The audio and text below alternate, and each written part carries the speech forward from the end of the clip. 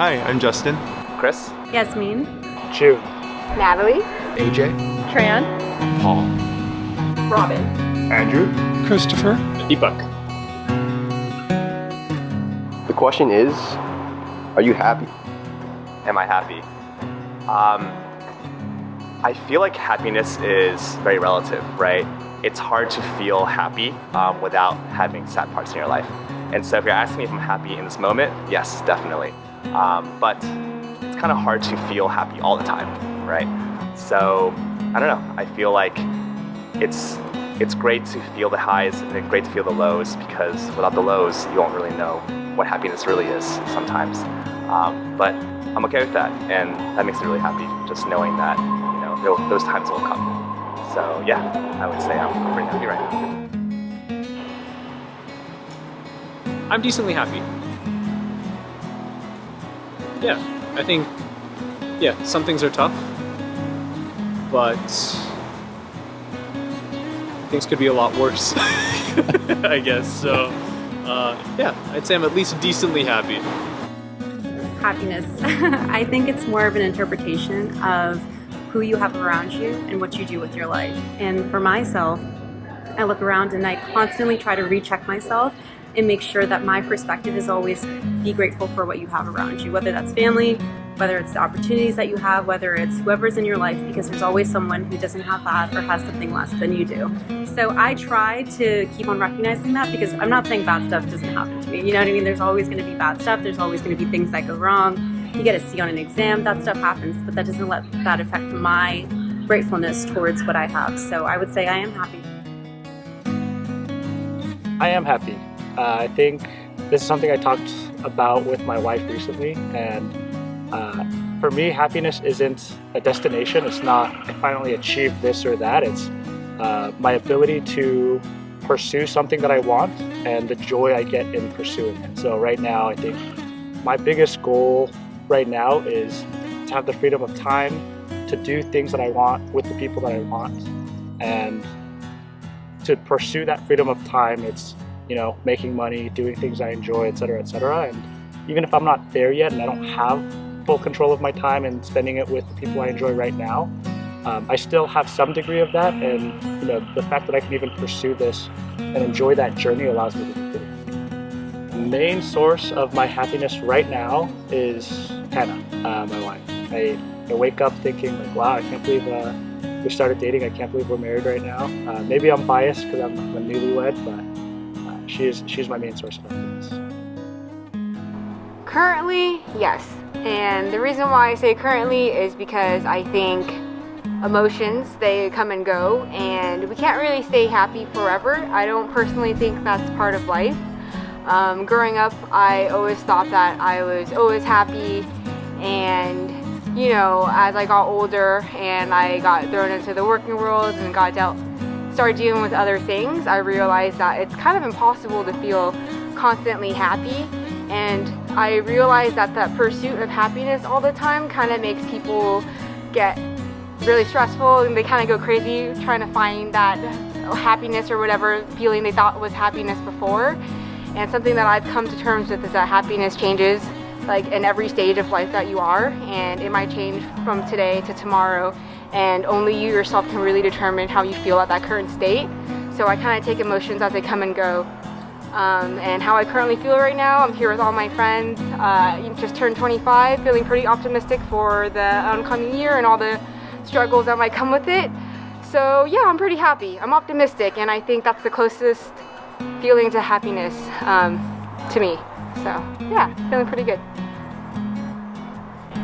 Yeah, I would say for the past year, I've been happy, and I think the most interesting thing about that question is it's not been anything external that has made me happy, but my definition of happiness has changed a lot. I think definitely in high school and college, I was very angsty and very I just overthought so many things.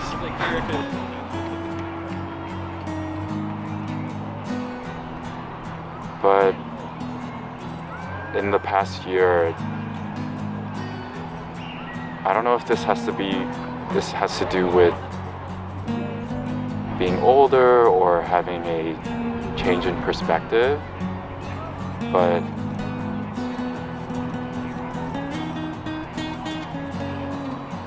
I think that being happy has a lot to do with me finding gratitude in the smallest to biggest things.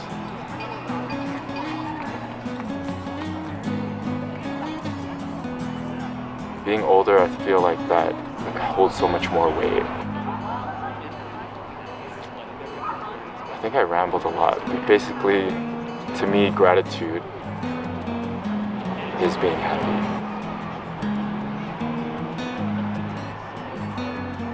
I am really happy, with almost everything in my current life. I'm seeing kind of like different aspects of my life that I care most about, like my health and my relationships and my career they're all kind of, I don't know, they're meeting expectations I set out for myself. Yes, I am so happy. And I really am. And it's because this is certainly the craziest time in my life right now. For the longest time, I didn't know who I really was. I felt like I was in some sort of comatose state. I was centering my life around someone else's for about 9 years, got engaged to them, broke it off 2 months later. Since then, I moved out, couch surfed, got hit with COVID, found myself with 2 roommates from Canada who are in the tech industry, and pretty much had to find myself in a totally new space. And since then, I have spent time doing pottery, found new hobbies such as floral arranging, checking out my favorite bakeries, befriended the florist that I get the flowers from. I got to build a community at the bakery and the pottery studio that I frequent. And even just yesterday, I reconnected with a high school friend who actually bullied me and apologized for me there because by coincidence he attended eyeball. How lucky am I that I can truly say that my life has only continued to peak when I finally allowed myself to be at my own priority. I'm choosing what I want for me. And I'm choosing what would make me happy, not what makes someone else happy. And I feel so lucky to be able to say that, really. So, I'm so happy. That is a really good question. When you asked me that question, I thought back to what I thought I needed to be happy, like throughout as a child, like throughout college, and even like a couple years ago. And I would have said like I would need a stable career and, you know, all these different attainable things to be happy. And I think I realized that I'm happy despite not having these things that I thought I needed, because I've become more open to embracing the uncertainty and just being more present. And by being present, I mean really trying to invest in those people around me. So like at school, I've been, you know, kind of slowed down, taken a step back and found a really good group of friends, enjoying the small things that bring me joy, which is cooking a really extravagant meal or going out for some food that I'm really craving, or spending time with my significant other who I don't get to see or spend very much quality time with. And yeah, so overall I would say that I'm happy with where I'm at. And I think one thing that's helped me to attain that is to really just embrace the uncertainty and be okay with not being able to control the things that are out of my hands. I am happy. I visited some family in the Philippines, and I remember when they were over there, and I was over there with them and meeting them, and they're, you know, never met them before. People were very pumped, and like you were high class if you were making like $12,000, right?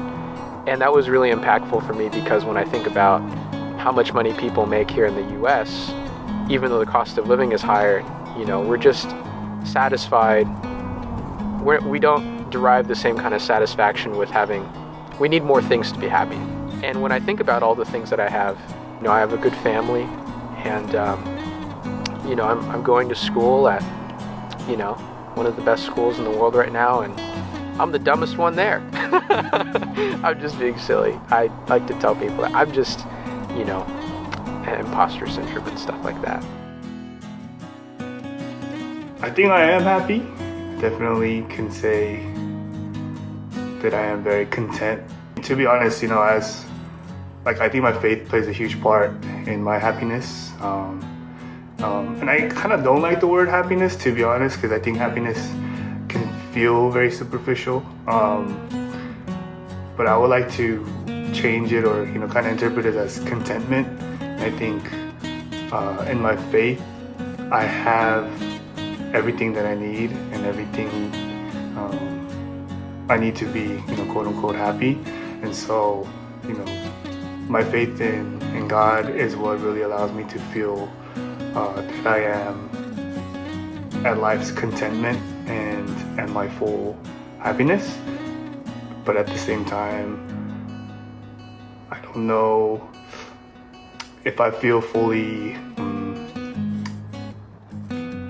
achieved of everything that life gives fulfillment for or meaning for. So I'm happy in the sense that I'm extremely thankful for everything that I have in my life, every person that's in my life. I'm happy to be married to my wife, to have friends who care, to have a job that provides, a church that cares. But at the same time, I think if I died in this moment, I would feel very like I've come short of my goals and dreams and things that I want to achieve. And so in that sense, I feel like there is still something missing. But I don't know if that really means that I'm unhappy. So to answer your question, I am happy. I'm happy from moment to moment. It's not a continuous state, I would say. I'm happy here and there. At the moment, are you happy, or? At the moment, I have no obstructions, so you know, and it's very pleasant being out here on this bench this evening. So, yeah, I'm happy about that. What would you say is the main source of your happiness? It's just it goes with the territory of being, I think. Of being? What do you mean by that? Well, it's an aspect of being. It's a characteristic of being, at least the potential to manifest it. And you find happiness in that? Yes, I choose that.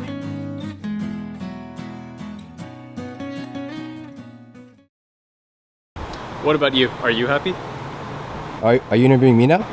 Yeah, I'd love to hear your answer. How the turntables. Sure. Why not? Am I happy? Great question. Great question. I think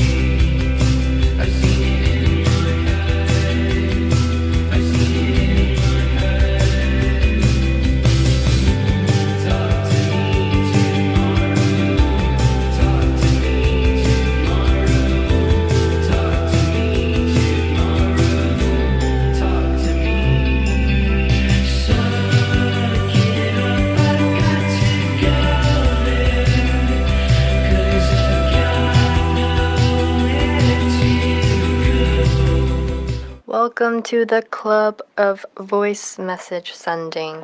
It's very fun and very convenient and very easy and way more reflective of the type of tone I guess you're trying to convey. These are great. You reminded me the joy of these, so I've been sending these to all of my friends, and they just respond through text messages. But I think it's, and then every once in a while they'll reply via voice message. So yeah, I think it's nice to have and to send. There's just so much more context, and I feel like it's more joyful than text sometimes. It's funny, the last person that I sent a voice memo to, he thought the pauses were hilarious. I'm not sure why, but yeah, it's just funny that the pauses elicit different reactions. I think I got more comfortable with silence because when I used to volunteer for the Suicide Lifeline, something they taught us was, do not be afraid of silence. Sometimes if the caller says something really sad or really distressing, even just being with them in silence and not being nervous about filling the space with chatter can be really effective. So yeah, silence can be necessary, even if it's sometimes uncomfortable.